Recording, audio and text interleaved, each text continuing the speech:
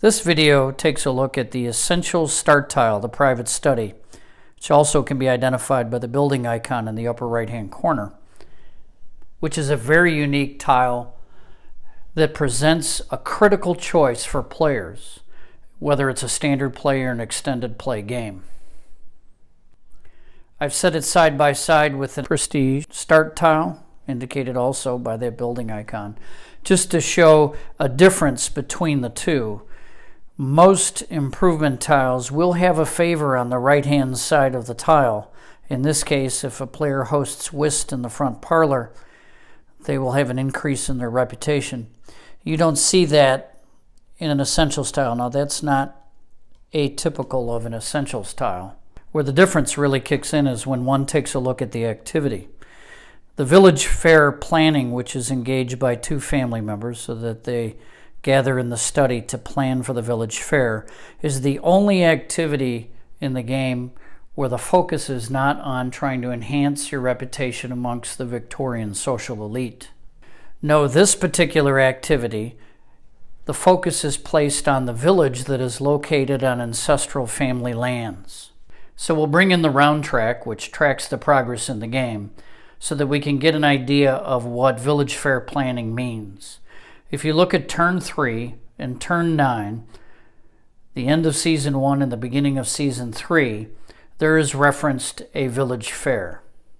Now, these village fairs are going to occur during the course of the game, but whether or not the family pays attention to those village fairs, in other words, they're the patron, and whether or not they invest some time and effort in making the village fair a success determines whether they generate any benefit from that village fair. The decision that's critical is that spending time worried about the commoners in the local village really isn't the focus of obsession. The focus of obsession is the Victorian social elite and trying to repair the family's damaged reputation and restore their dilapidated manor house. If they take time away from those activities, it's going to cost them victory points. So if you take a look at the front side of this tile, there's 3 victory points. If they plan for the village fair, the victory points drop from 3 to 0 to represent the neglect of the primary focus of the game, which is to worry about your reputation and social standing.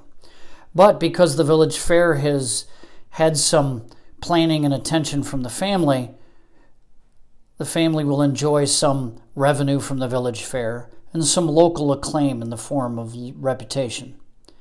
If you look at the 2 village fairs that are in a standard play game, that's 600 pounds and 4 reputation over the course of a game, and that would be realized on turn 3 and on turn 9 at the beginning of the turn. If we look at the back side on an extended play game, there's a village fair at the conclusion of each season except the final season. So the decision that confronts each and every player is whether they want to flip this tile and cost themselves some victory points, which can impact a courtship that reflects the traditional essentials, put them behind other players who choose to focus on their social standing in order to get additional money and reputation. Back to a standard play game, that decision has to take place in the first 2 turns.